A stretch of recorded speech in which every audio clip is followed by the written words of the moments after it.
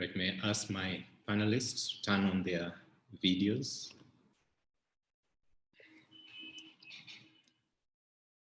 Excellent. Well,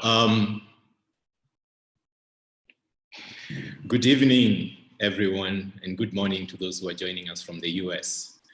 Thank you all for joining this morning's, or this afternoon's actually, session on the Biden-Harris administration's first 100 days. What can business expect? My name is Maxwell Okello. I'm Chief Executive of the AmCham in Kenya. I'll be your moderator for this session.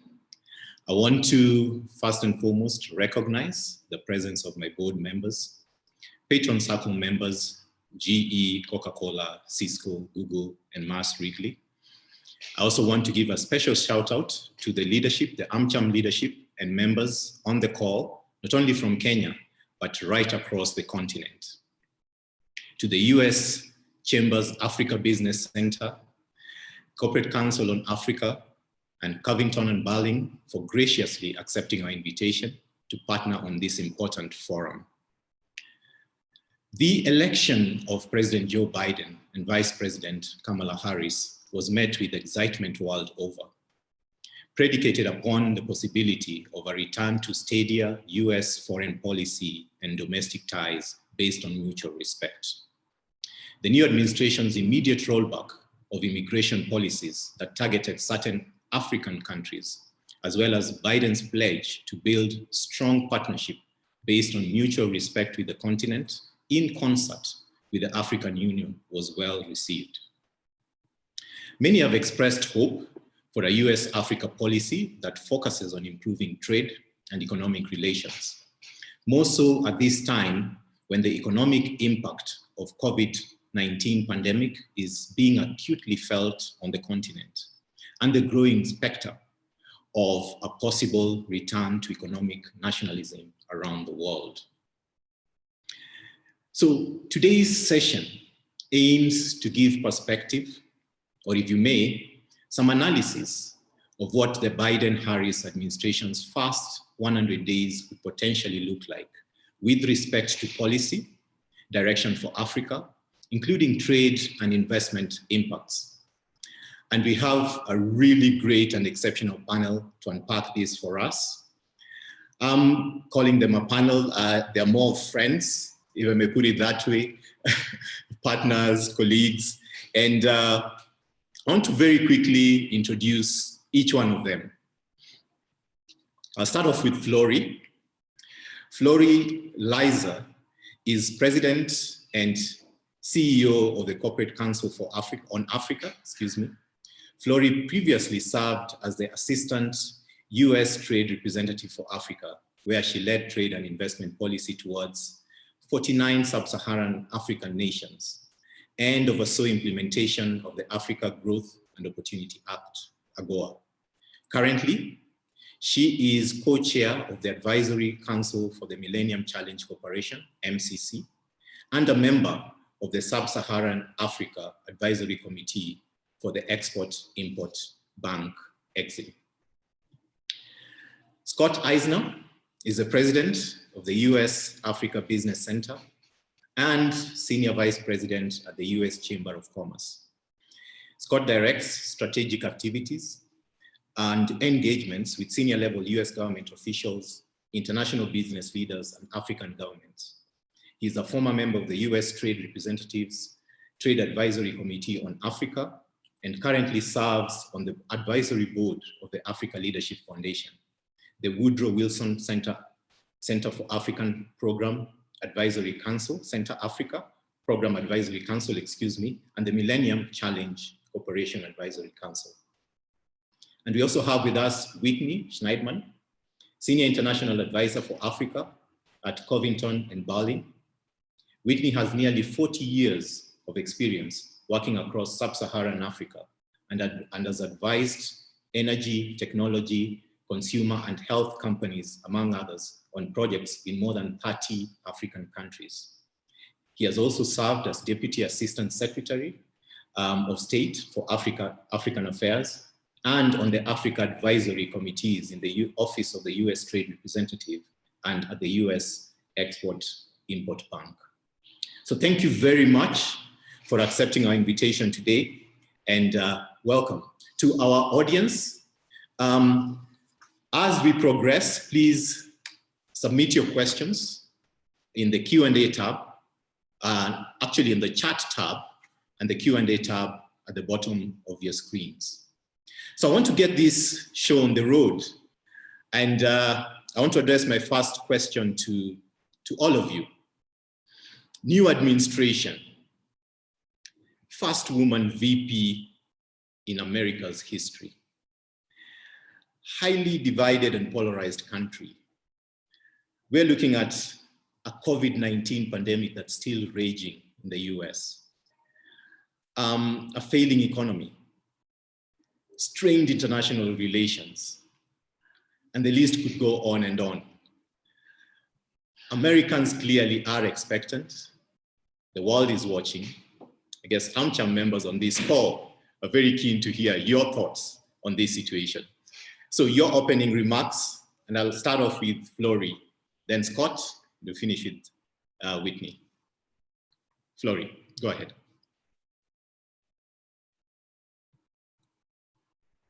Flory, you're on mute. Yes.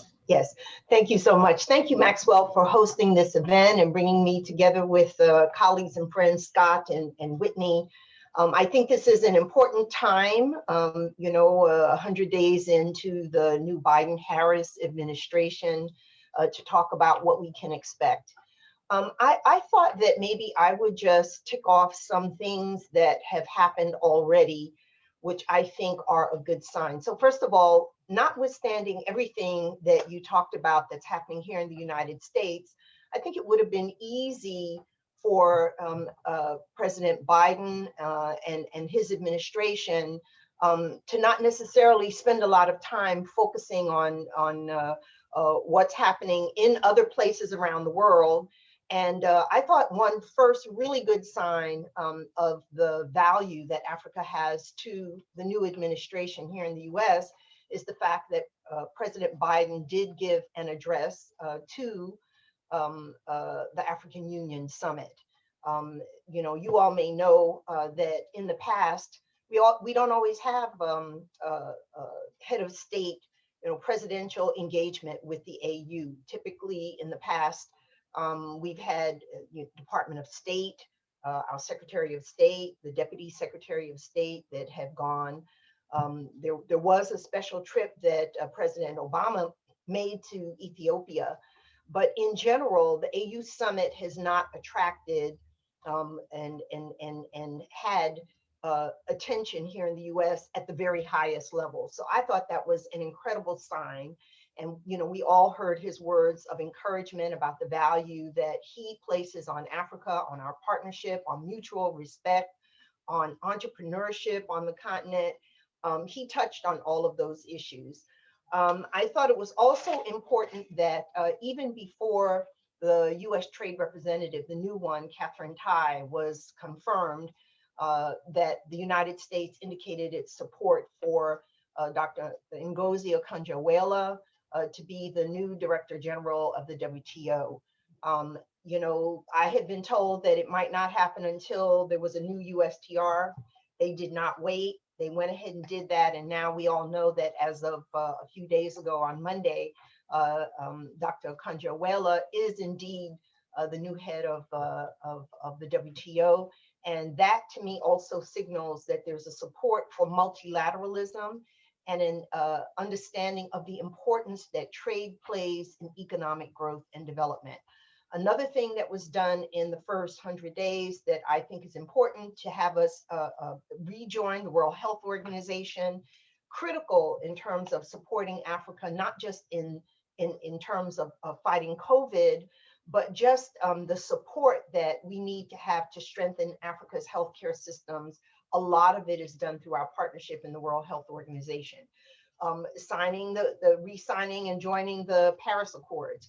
Everyone knows that Africa has been tremendously impacted by climate change. So this is another area where it will have an impact on Africa. Lifting the Muslim ban. That's something where, at least for certain African countries, this is important. And there are other things that the new Biden administration has done. But I thought I would just sort of tick off those. And I think that they all collectively show that this administration is ready not only to tackle the problems in this country, which are enormous, as you said, Maxwell, but to really re-engage globally, to partner and collaborate with people from around the world, including those in Africa, and to give Africa the place in U.S. Policy that we all know it deserves. Thank you, Flory. Scott? Yeah, thanks very much, Maxwell, and really congratulations to you. I've been affiliated with AmCham Kenya for over a decade now, and I just want to commend you for the fact that I think it's as strong as it's ever been, and perhaps under your leadership, we'll see even greater heights this year.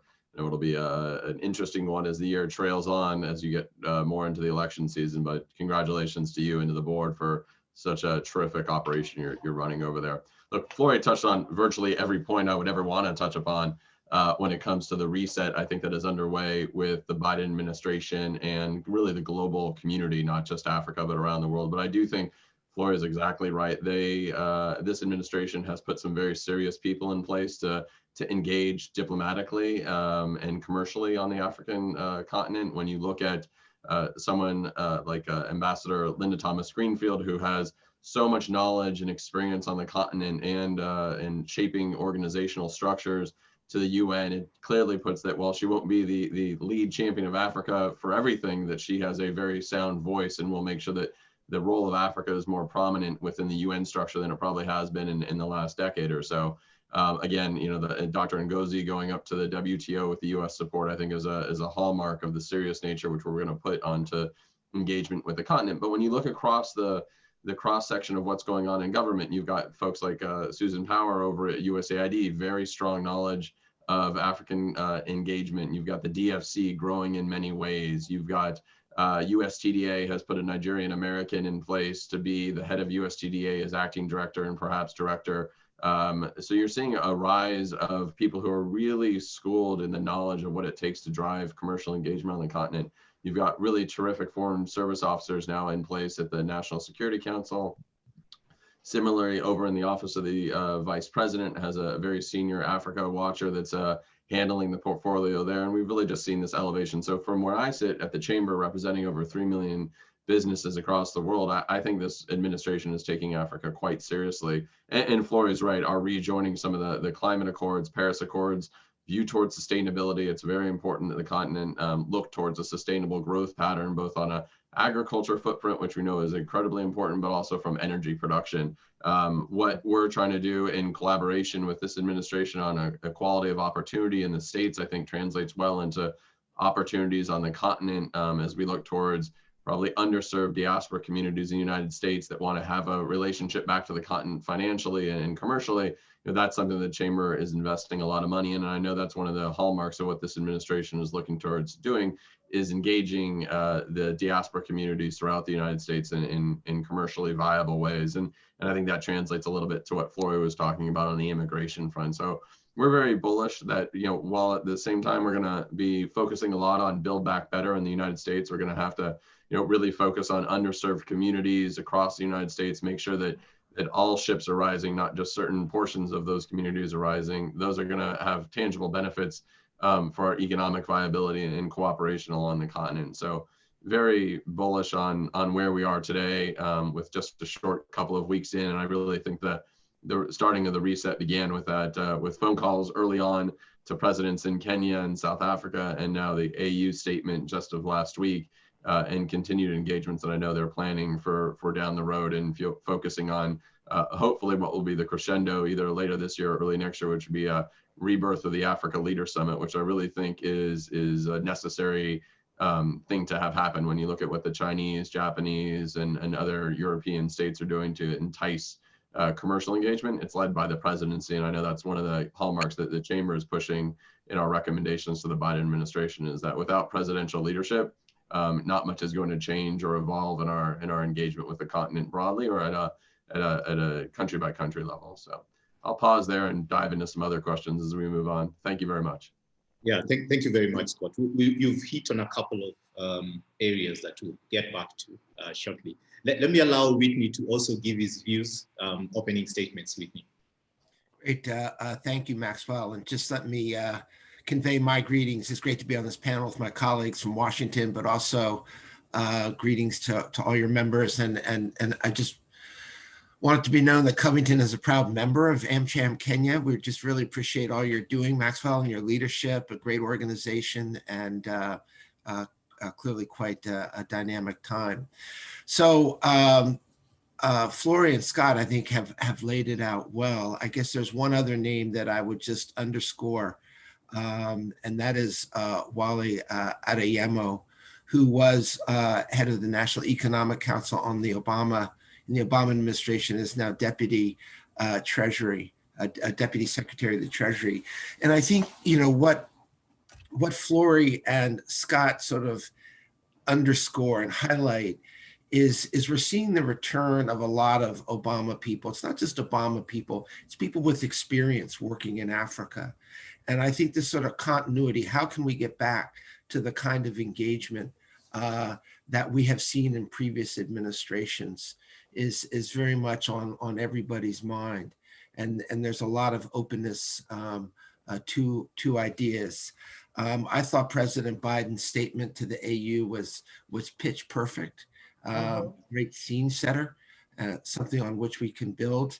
I think it's important to sort of underscore, you know, we talk about the first 100 days. I think we're at day 28, you know, so a lot has already been done, but it will take some time to get the whole Africa team in place, to get the administration in place, to see how this administration is going to deal with some very immediate issues.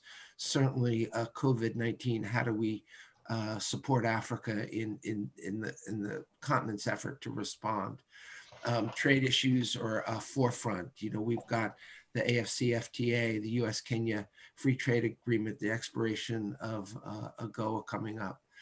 We have security issues, obviously. So there's a very full agenda, but I think what we see with this team is a willingness to engage them all and to have a complete Africa policy.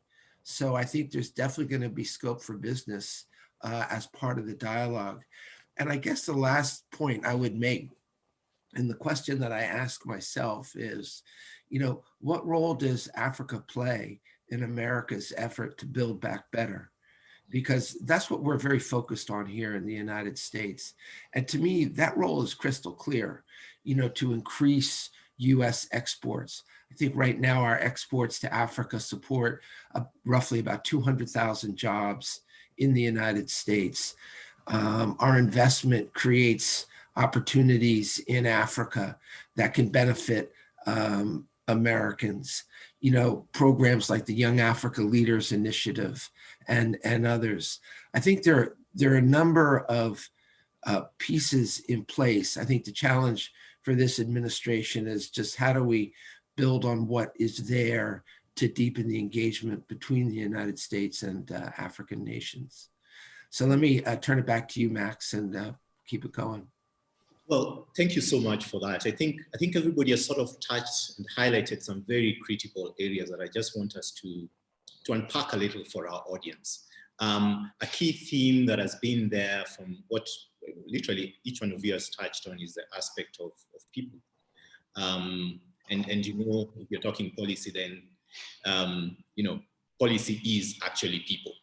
So I want us to linger a little bit on that and just hear your views. We've seen a lot of individuals, cabinet level and others, where the appointments have people who have very deep Africa experience.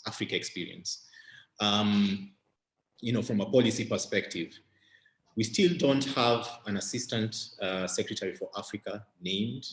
And I must wonder what this would mean for, is there anything we need to read into that? But I think more importantly, it would be great if you could just make our audience understand what some of these policy decisions mean from an Africa policy perspective, a US Africa policy perspective. And, Scott, you could go first, and the rest feel free to chime in as far as that particular aspect is concerned.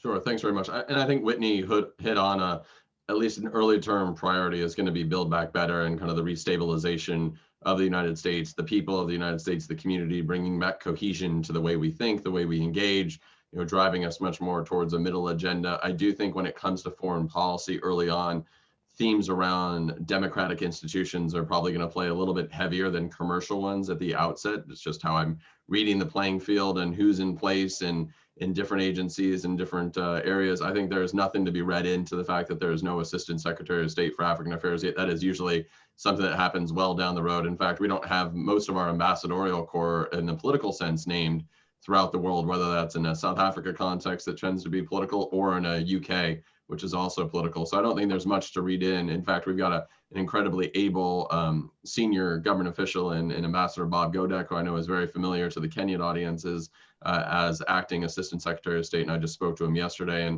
And I believe that commercial diplomacy is still very high on the agenda. Now, there's a lot of issues around the African continent that are percolating, whether it's the COVID issues, lack of testing, lack of availability of the vaccines. I think there is a really good role here for the United States to play, given our leadership in the development of COVID-related vaccinations in COVID diplomacy, if you will. Perhaps the next iteration of what we develop through PEPFAR could be played out in some way throughout the continent. And I think that is something that is being thought through at a high government level about what do we do about the fact that eventually we will have excess doses. So I think there is a view towards how do we help, but how do we rebuild communities around the world as well. I do think on a commercial side and a foreign policy side, they will be taking very seriously this idea of engagement early on, that it's not just going to be delegated down to the Assistant Secretary of State for African Affairs or the Deputy Secretary of Commerce level, which we tend to see a lot of times, regardless of the administration. I think Flory is exactly right. The fact that the President of the United States took the time out of his very busy schedule to do a message to the AU, I think sets the tone early on that they are going to play at a senior level when it comes to African engagement. There's a lot of initiatives out there that we still have questions whether they'll be brought forth into the new administration. My prediction is many of them are yes, because Africa tends to be bipartisan across the board. So I think we'll see a continuation of the PAC-DBIA, the President's Advisory Committee on Doing Business in Africa. Flory and I both have the privilege of serving on the not Millennium Challenge, sorry, I stepped off that a couple of years ago, but on the XM board, advisory board for Sub-Saharan Africa. I think we'll see a prominence in USTR. I think when we come to USTR and the trade agenda, my question mark, the big one hanging out there is obviously what happens with the Kenya FTA. I know the Chamber, in partnership with yourselves in Covington, are going to be coming out with a report or a survey of sorts on high-level engagement around that, and what does the business community see as positives and negatives of the potential of an FTA. But I think if we can get far enough down the road in the next couple of months before the Trade Promotion Act expires in late May, early June timeframe, I don't have the exact date wedged in my mind yet, that there is potential to see the Kenya FTA come to completion by the end of the year. That's a lot of the stars aligning. Obviously, Ambassador Tai, when she gets officially into the spot, will have some decision making on that. But I know there's a lot of conversations going on in the US government about what do we do about the FTA. And let's remind ourselves that the Kenya FTA didn't originate in the era of former President Trump. It really emanated from the Obama administration in some ways. And if you look back to the AGOA 2.0 report, I think is what it was called by then Ambassador Froman, there was a very square, and Flory was well involved in this from her tenure at the USTR. This was the direction the government was suggesting we go regardless of who was in office, that there need to be an evolution beyond AGOA. And so I think that there is a trend line there that points to hopefully that they'll continue on with the Kenya FTA, and I believe that the Kenyan government has somehow squared up both with the EAC and the African Continental Free Trade Area AU about how they deal with tariffs and sharing of equities across borders. So I think there's a lot of ambition here. There's a lot of interest. We're still really early, as Whitney points out, 28 days or 23 days or whatever it is into the Biden administration. The fact that we've gotten this far on making sure Africa is relevant is kudos to the administration.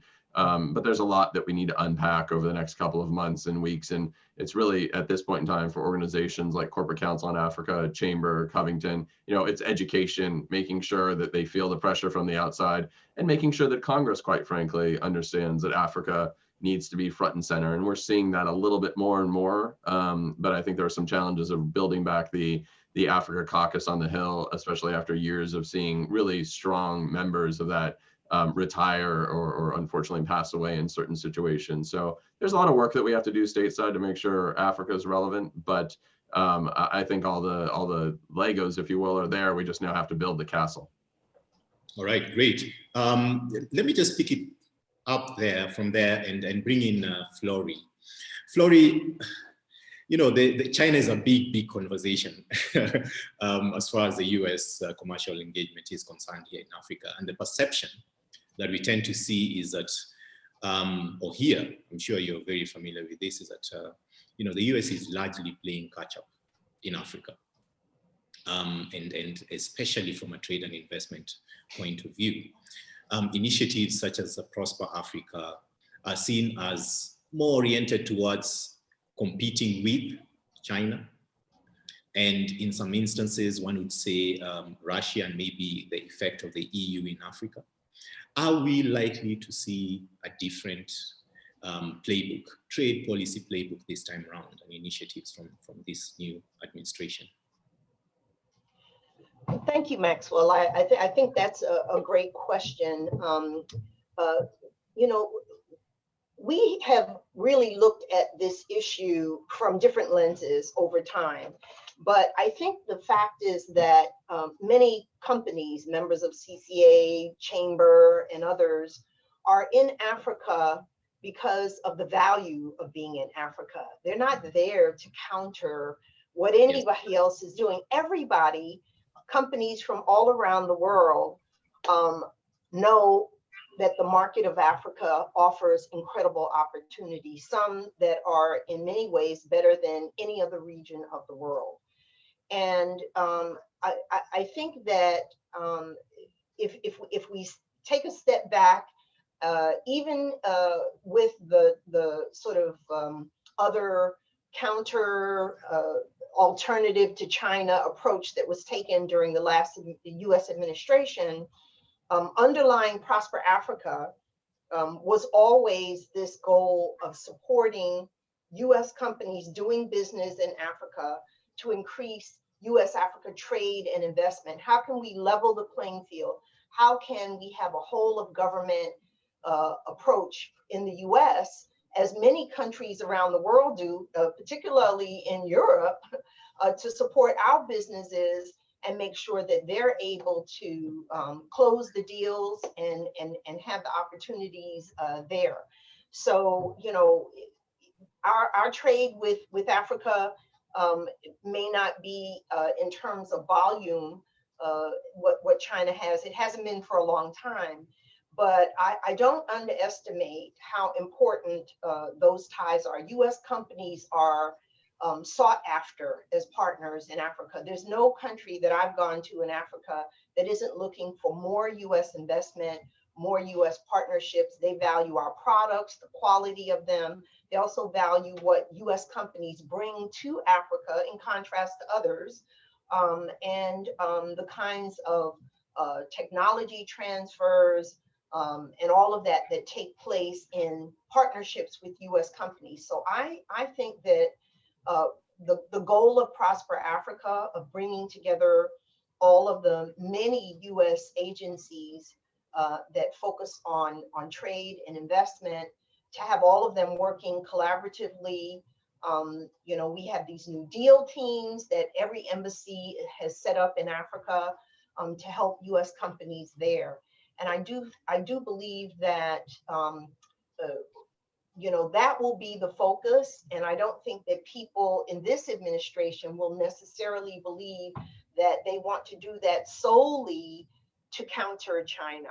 I think they'll do it because of the opportunities that are there and because it's the right thing to do to support US companies who also want to be there because of their bottom lines. And so I'm looking forward to hearing more about what the administration will do. As Scott was saying, the extension of the work of the PAC-DBIA, so much has been done. And frankly, there's a lot more that can be done. And we'll talk about the Hill as well. But you know, Congress is very focused on What do they need to do? What should happen with AGOA beyond 2025? You know, if the U.S. can't negotiate trade agreements with every country, you know, we have one in place going forward with Kenya. There are other countries that have already stepped forward and said they also want to negotiate FTAs with the U.S. I think the final point I'd make here is that given that we will not be able to do FTAs with every single African country individually, it makes the African Continental Free Trade Area, and the fact that on January 1 of this year, they started forming the largest customs union in the world, right? The largest free trade area in the world. And that barriers to intra-African trade, as well as Africa's trade globally, will be removed. And so I think that the U.S. will probably need to take a twofold, maybe manyfold, but at least two tracks. One is, how do you support the AFCFTA and support regional integration in Africa, and thereby make it possible for U.S. companies to invest in the region more broadly, or sub-regions like East Africa, you know, Southern Africa? How can we do that while at the same time working with individual countries that can set a model for what we do around the continent? And I think that we'll find that those champions are the same champions on the continent. They're the very ones who will drive AFCFTA as well. So I think that we have a lot of opportunities and a lot of ways to move forward with our partners on the continent. Yeah, and I just want to echo what you said. I think despite the perception being that, you know, the moves that are being made are to counter or, you know, adopt a competitive stance, it just makes sense for US companies and a program such as Prosper Africa, where the US government is actually building deal teams that would support US private sector to engage effectively and in a meaningful way in Africa, is the way to go. So let me bring Whitney into this conversation and just expand it a little. Whitney, we've seen a lot of engagement, US engagement in Africa being largely driven from a military presence and security consideration. Are we likely to see more of that? Is that something that will continue to happen with the Biden administration? Are we likely to see maybe more pivoting towards trade and commercial engagement? How can the US and Africa partner better around issues relating to democracy and good governance? Yeah, great. Thanks, Maxwell. And let me just build on the comments of Flory and Scott. You know, to pick up on this notion of US versus China, I think it's really important to go back to when AGOA was passed into legislation in 2000, because that was really a pivot point. That was when the US moved its relationship from one that was predicated on aid and a donor-recipient relationship to one that was moving toward using trade as a stimulus for economic development and moving toward a relationship on mutual benefit and mutual gain.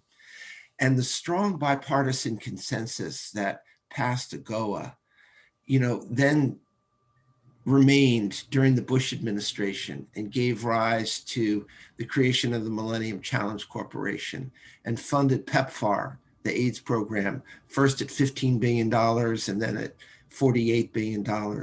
That bipartisan support for Africa was there during the Obama administration and passed the Power Africa Act and Feed the Future and extended AGOA from 2015 to 2025. When it was extended in 2015, the vote in the US Senate was 99-1 in support of extending AGOA, which I think is a really important indicator. And then even during the Trump administration, that bipartisan support pushed back against the Trump administration's effort to cut the aid budget by 30%. And it passed the BUILD Act, which created the DFC and, you know, doubled the size of what was then OPIC from a $30 billion agency to a $60 billion agency, which is what the DFC is today. So I think our commercial tools are in place, and Prosper Africa is very much part of that. So I think that will clearly go forward. On the security side, these are very real issues. And I think we need to step up our partnership there. There's no question that just, President Macron has been in the Sahel over the last several days asking, how much longer is France going to be here in the Sahel dealing with jihadism? It's a little bit like the debate we're having in the United States over our involvement in Afghanistan. No power wants to be extended as long as France has in the Sahel as we have in Afghanistan. So what does that say? That says that we need partnership to address these issues. It's not just France to decide or to resolve the problems in the Sahel. It needs to be a partnership. The U.S. needs to be there. But it's not just a military issue. It's an economic issue. It's an opportunity issue. It's an anti-corruption issue. It's a development issue. So I think we need a real rethink on some of these issues to address these chronic concerns that have undermined institutions in that part. And I think you'll see the U.S. working with its partners. I was very disappointed to see the Trump administration withdrawing our troops from Somalia, because that was a unilateral decision. These kinds of decisions need to be taken in partnership with our partners in the region, with our partners who from Europe and elsewhere who care and have interests in Africa. And the final point here relates to northern Mozambique and Cabo Delgado province and the insurgency there. I think this will be a priority for the Biden administration. But let me just sort of finish on where I see the real connectivity. I think Scott referred to it, and that is around the democracy area. Afrobarometer did a recent poll where they found that sort of 7 out of 10 people that they polled in Africa in 18 countries, really want multi-party government. They want responsive democratic institutions. The participation rate in elections is in the area of 60 to 75% on average. And I think that's the real connective tissue between the United States and Africa, is this commitment to accountable governance. And this is why U.S. companies, when they come in, they want to comply with global best practices in terms of anti-corruption. They want to comply with global best practices in terms of environment, in terms of labor, and invest in local people and promote local people and have local people move into leadership positions. And I think we do that better than virtually any other nationality set of companies. And I think the challenge for the Biden administration is to really identify the risk or identify the opportunity and come forward with tools to mitigate the risk or the perception of the risk in Africa. And I think over 4 years or 8 years, we can be looking at a very different kind of engagement in the continent. Excellent. Scott, I know the Chamber usually makes recommendations to new administrations as they come in. Would you care to give us a synopsis of what the Chamber will be recommending to the new administration?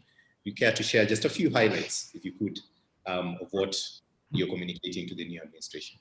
Yeah, sure. Thanks very much, Max. I do want to just to clarify one point that you asked Florence. I think she did a great job answering, and it really is around the perception that the U.S. isn't doing as much as our counterparts perhaps around the world. I think that is just a false perception. That is, we don't do a good enough job of bragging about the things we're doing, quite frankly. Either it's as corporations, we have this feeling that we're investing dollars, but we don't talk enough about what we're investing in the people and the communities in which we're building and uplifting as a result of that foreign direct investment, that quite frankly, we're doing in a much more positive light than perhaps our competitors around the world.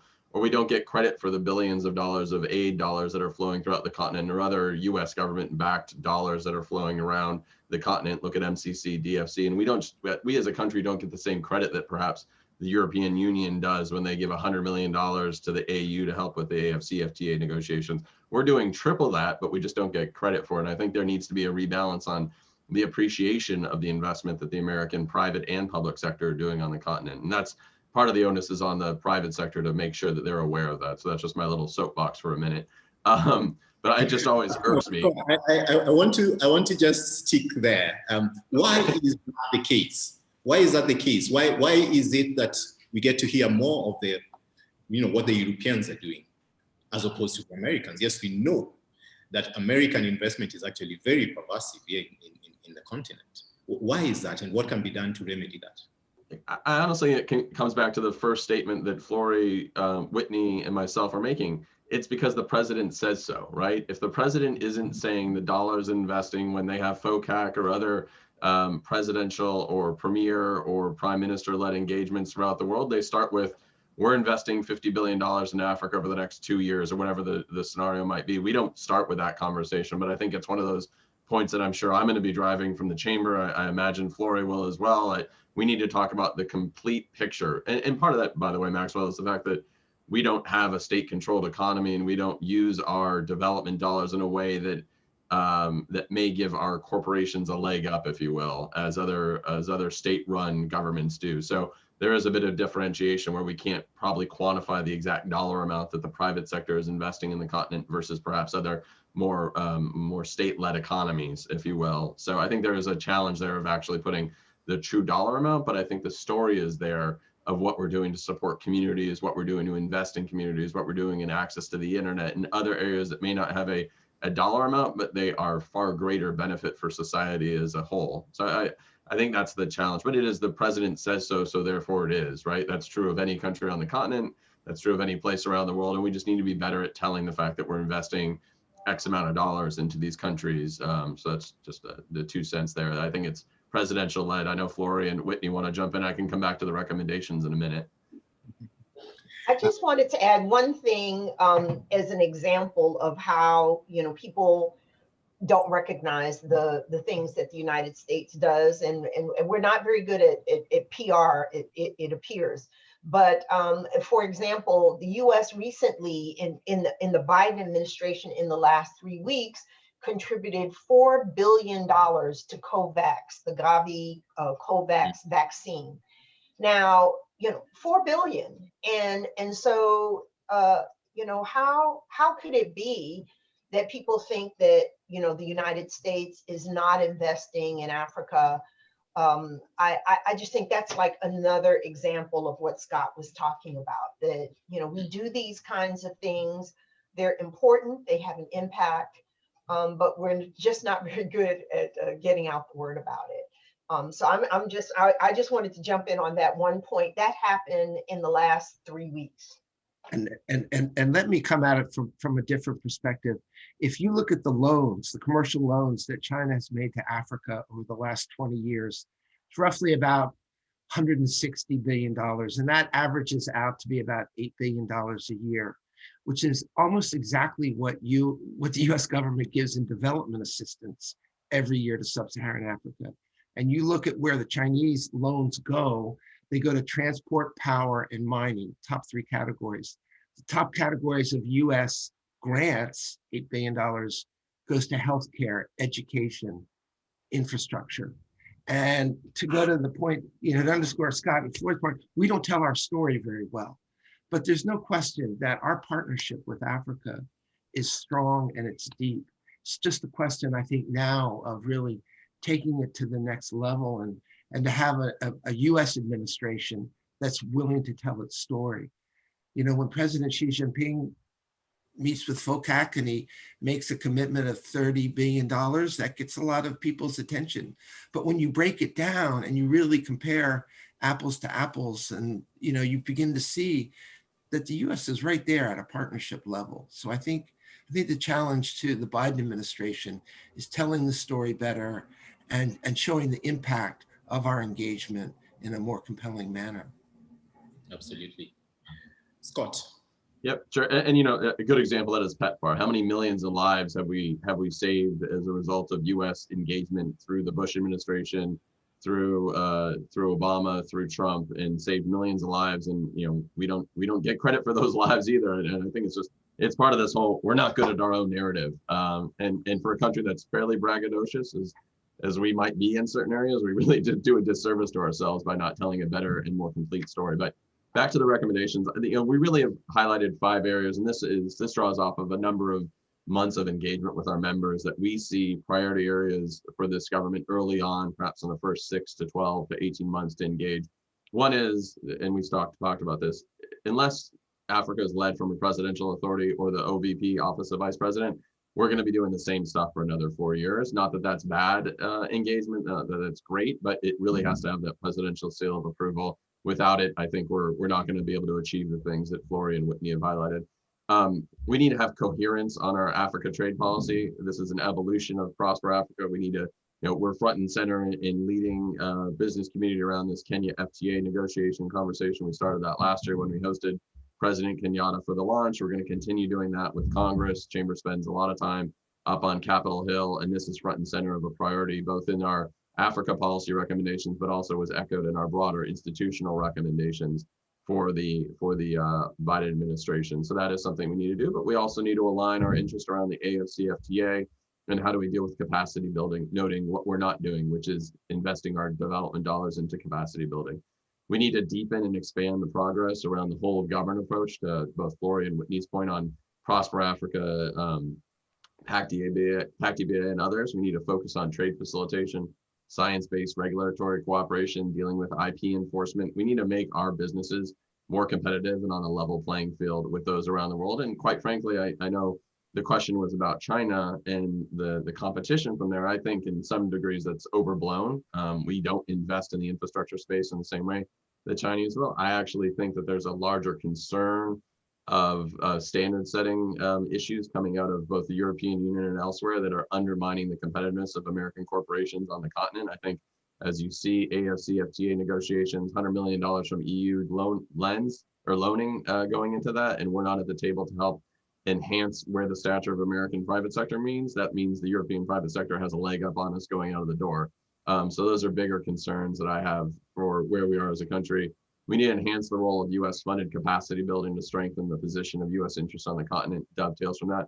And finally, I think because of our leadership in the digital space, we need to make this a front and center portfolio of the U.S. government, and where we can lead with our private sector to put in the standards and to put the access in to really develop the next generation of leadership on the continent. So many great ideas are being fostered around the continent when it comes to the digital space, entrepreneurship, access to youth through a way to the economy that they never faced before. But we're also seeing a slide backwards in the standard setting in the regulatory bodies as a piecemeal approach where there isn't that coherence. So I think that is our final view. To summarize very quickly, the recommendations, we'll be coming out with our list of recommendations to the administration in the next week. And happy to share those with your members and others to give some coherence to the 5 areas I just laid out. Thanks, Max. Thanks, Scott. I want to bring in the audience, and we have some questions that were sent in earlier. There's a question from Ethiopia. The question is, Ethiopia is going through major economic and political reform right now, which is opening it up for investment, infrastructure, telecom, logistics, etc.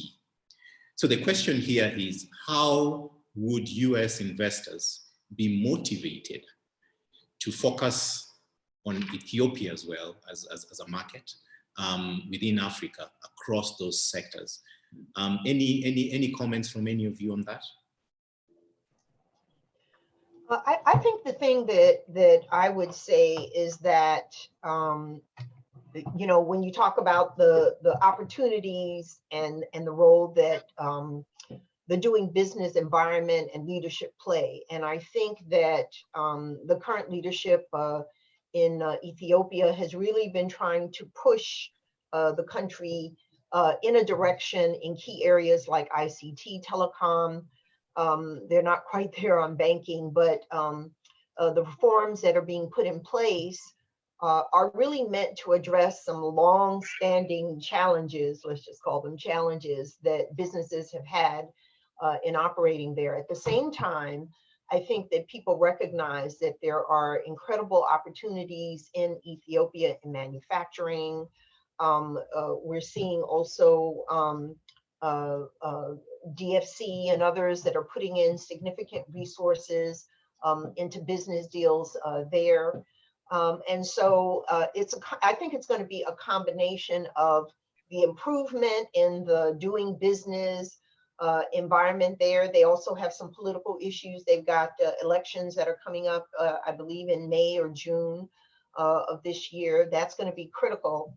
But I think Ethiopia is a market where lots of folks realize that there are opportunities, and that should they address some of the challenges and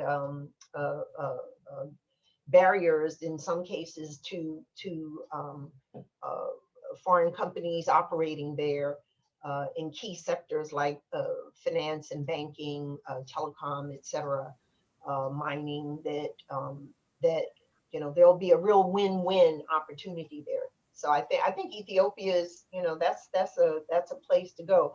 I just say the person didn't ask about Sudan, but I think Sudan is another country where same thing. Now that they're no longer on the state-sponsored terrorism list, sanctions have been lifted, a year or so ago.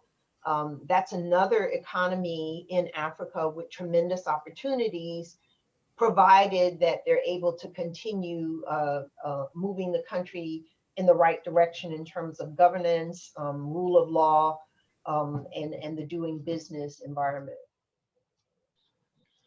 Whitney, you wanted to add something to that? Just to underscore the importance of the Ethiopian market, with 112 million people, second most populous country in Africa. This is, and the growth that we've seen in Ethiopia over the last 10, 15 years, incredibly important market with its product, leather goods, the coffee, lithium. But I think, with recent events in Tigray province, it's really incumbent, I think, on the government to engage in some kind of national dialogue that will hopefully lead into the June 7th elections in such a way that they're successful. And I think that's really part of the, creating the investment climate that will give confidence to investors that Ethiopia is open for business in a very real way. Let's talk about small businesses. This is a theme that keeps recurring over and over again in our engagements. How can we get small businesses to participate in opportunities, both in Africa and in the US? Because this is really the engine of economies. And I believe it's the same for the US, just as it is here in Kenya and in Africa. So your thoughts on that? How can we catalyze that? Sure, Max, maybe I can jump in on this one. I mean, U.S. Chamber being the kind of umbrella organization for some 3,000, 4,000 chambers across the United States that are built on the backs of small businesses, the mom and pop shops that turn over their checkbook every day. That's a personal check and write out how they're dealing with their business expenses. I mean, it's absolutely critical. And it's what the continent is built on, are small, medium-sized businesses. It's not generally the large scale name brand, white goods stores that you know about.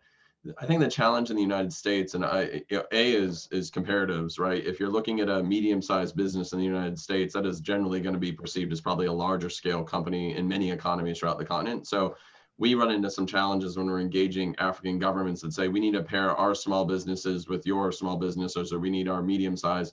The scales of those businesses are just a little bit off center from being actually apples to apples. So I think there's kind of a level setting on what those businesses are. Additionally, the books that they keep and the accounting systems and everything probably need to be scaled up in many ways, because it's just not clear a lot of times of whether it's in an acquisition portfolio perspective or partnerships, what it is their book value to do business with, I think is a challenge.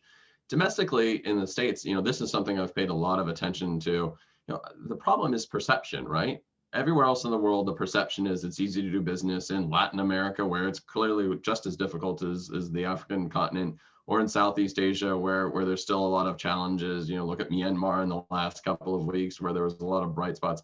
The reality is we've done a disservice to our American citizens on explaining the opportunities on the continent, both macroly and at a micro level. When you look at the perception value, there was a report out a couple of years ago on how Americans perceive Africa writ large, just by namesake, post some negative press that came out of the presidency under the last administration. It was like 75% was negative perceptions of the continent. It was either war, drug dealing, or gang life. And that was kind of what the perception of Americans were. if this administration is going to take the opportunity before them to lift up neighborhoods around the United States, to present new opportunities of export that Whitney was talking about, to support job growth, we have to start with education. And I think there is going to be some efforts through Prosper Africa to educate local businesses on the opportunities on the continent and present that toolkit that is available to them as citizens, as investors stateside, to export to the continent. And then you will find the linkages of small businesses and medium-sized businesses, but it starts back home. And we got to figure out a way to fill the pipeline of businesses to the continent. And then you can get to the answer of how we compete theoretically effectively with China and elsewhere, even though we are actually, I think, doing much more than they ever will. Great, thank you.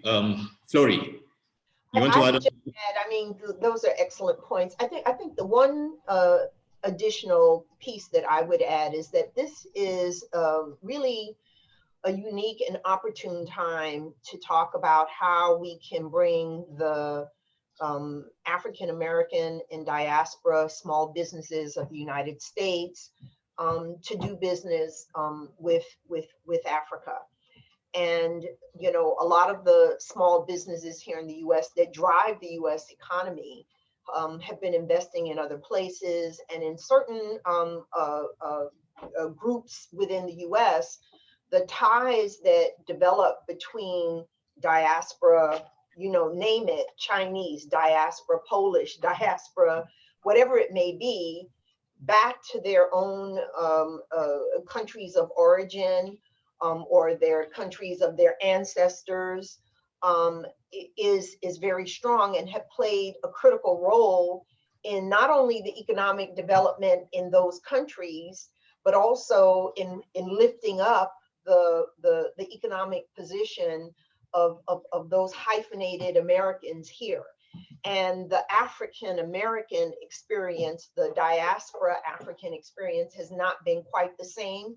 Though there is a tremendous amount that goes to Africa in terms of remittances, that's not the same thing as investment. That's not the same thing as establishing trade and investing in businesses in those places. And so I think that African countries, we saw it with Ghana, where they had this event that brought in billions of dollars to Ghana by tapping the diaspora from around the US, Canada, Europe, etc., coming back for like a week.